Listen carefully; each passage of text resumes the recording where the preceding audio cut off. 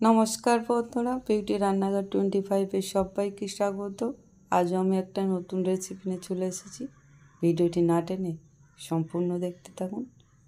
রেসিপিটার জন্য এখানে আমি 1 বাটি আটা নিয়ে নিয়েছি। আপনারা চাইলে আটার জায়গায় ময়দা নিতে পারেন। আমার কাছে ময়দা ছিল না, তাই আটা দিয়ে বানাবো। আর এখানে আমি অ্যাড করে দেব পরিমাণ মতো কালো জিরে।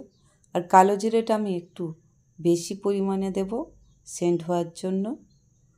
এবার এখানে আমি অ্যাড করে দেব সামান্য সাদা তেল। এবার এখানে দিয়ে দেব পরিমাণ মতো নুন। এবার দিয়ে দেব এখানে আমি জল। এখানে আমি নর্মাল জলটা দিয়ে মেখে নেব। এখানে জল আমি গরমও করিনি। এটা আমার খুব ভালো করে মাখা হয়ে গিয়েছে। এবার এইটা আমি মিনিট 10 রেস্টে রেখে দেব। চলে যাব নেক্সট স্টেপে। দিয়ে দেব তাওয়াতে পরিমাণ মতো সাদা তেল। আর এখানে আমি একটা ডিম ফেটে অ্যাড করে দিয়েছি। আপনারা চাইলে ডিমটা কম বেশি করে নিতেই পারেন। আর দিয়ে ডিমটা এভাবে তেলের মধ্যে ঘেঁটে দেব। ডিমটা আমার ঘাঁটা হয়ে গিয়েছে। ডিমটা একটু সাইড করে দেব।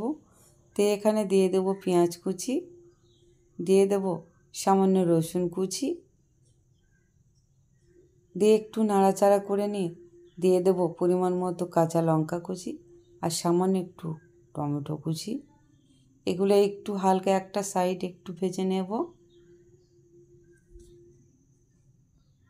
এবার আমি এখানে অ্যাড করে দেব সামান্য হলুদের গুঁড়া। হলুদটা দিয়ে একটু নাড়াচাড়া করে নেব। নিয়ে এখানে অ্যাড করে দেব স্বাদ মতো নুন। নুনটা দিয়ে এই সমস্ত উপকরণ ডিমটার সঙ্গে আমি খুব ভালো করে মিশিয়ে নেব। আর ডিমটা একদম ঝুড়ো ঝুড়ো করে নেব। নিয়ে খুব ভালো করে এখানে আমি ভেজে নেব। এটা খুব ভালো করে ভাজা হয়ে গিয়েছে। এবার এটা আমি একটা পাত্রে নামিয়ে নেব। এবার এখানে একটা পাত্র নিয়ে নিয়েছি আর নিয়ে নেব সেদ্ধ করা আলু। আলুটা দেখে ভাব উড়েছে। আলুটা আমি অন্য একটা পাত্রে সেদ্ধ করতে দিয়েছিলাম। এটা সেদ্ধ হয়ে গিয়েছে। একটু হাত দিয়ে মেখে নেব। আলুটা আমার খুব ভালো করে মাখা হয়ে গিয়েছে। এবার এতে আমি হালকা সামান্য একটু নুন দিয়ে দেব। এবার যে ডিমের ভুজিয়াটা করেছিলাম সেটা এখানে অ্যাড করে দেব। আমি আলুর মধ্যে সামান্য নুন দিলাম, কারণ আমি ডিমের মধ্যে নুন দিয়েছি তাই। এটা আমার অ্যাড করা হয়ে গেছে। এবার আলুটার সঙ্গে খুব ভালো করে এটা মেখে নেব হাত দিয়ে। একদম চটকে মাখবো না, এমনি নর্মালভাবে মাখবো। এবার আলুটা থেকে আমি এভাবে লম্বা লম্বা করে শেপ দিয়ে নেব। এভাবে আমি সবগুলো শেপ করে দিয়ে নেব। এখানে আরও একটা আপনাদেরকে দেখিয়ে দিচ্ছি। এটা হয়ে গিয়েছে, এটা সাইডে রেখে দিলাম। এবারে যে আটাটা আমি মেখে রেখেছিলাম সেটা এখানে নিয়ে নেব। আর একটু আমি আবারও মেখে নেব। আর এটা থেকে আমি 3টে আমি লেচি করে নিয়েছি। এবার চাটুতে সামান্য আটা দিয়ে এক একটা লেচি নিয়ে নিয়েছি। আর এভাবে আমি বেলে নেব। আর এটা খুব বেশি পাতলা আবার খুব বেশি মোটা করা যাবে না, মিডিয়াম সাইজে রাখতে হবে। এটা বেলা হয়ে গিয়েছে। এবার একটি ছুরির সাহায্যে এর সাইডগুলো কেটে আমি বাদ দিয়ে দেব, দেখতে সুন্দর লাগবে। আর এক একটা রুটি থেকে এরকম দুভাগ করে কেটে নেব। এর এই পেছনগুলো কেটে বাদ দিয়ে দেব আমি। ঠিক এভাবে আমি করে নিয়েছি। আপনারা দেখতেই পাচ্ছেন আমি কিভাবে করেছি। এবার যে আলুর শেপ আমি করে রেখেছিলাম সে আলুর পুরগুলো আমি একটা করে নিয়ে নেব। আর ঠিক এভাবে রোলের আকারে আমি মুড়ে নেব। দেখতে ঠিক কতটা সুন্দর লাগছে দেখুন বন্ধুরা।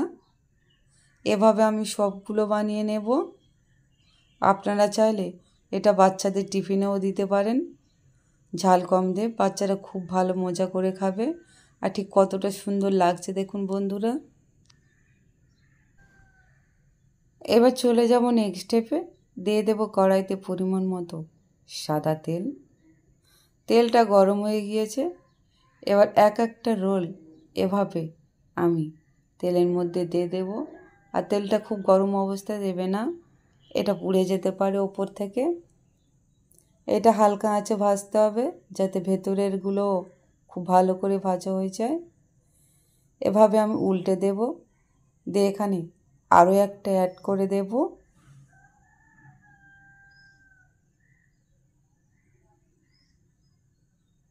এটাও আমি উল্টে পাল্টে দেব। আর এভাবে আমি সবগুলো ভেজে নেব। আমি কিন্তু কোনো আটা ময়দা দিয়ে মুখগুলো জুড়িনি। আর ঠিক কতটা সুন্দর লাগছে দেখুন বন্ধুরা, এইগুলো কিন্তু একদমই ছেড়ে যায়নি। এগুলো আমি সব ভেজে নিয়েছি। আপনারা দেখতেই পাচ্ছেন বন্ধুরা কতটা খাস্তা হয়েছে আর কতটা সুন্দর হয়েছে। আমার আটা দিয়ে নাস্তা রেডি। আমার এই রেসিপিটা আপনাদের কেমন লাগলো তা অবশ্যই কমেন্ট করে জানাবেন বন্ধুরা। রেসিপিটি ভালো লাগলে লাইক, কমেন্ট, শেয়ার, সাবস্ক্রাইব অবশ্যই করবেন। আর বেশি বেশি করে শেয়ার করে দেবেন। ভালো থাকবেন, সুস্থ থাকবেন। ধন্যবাদ।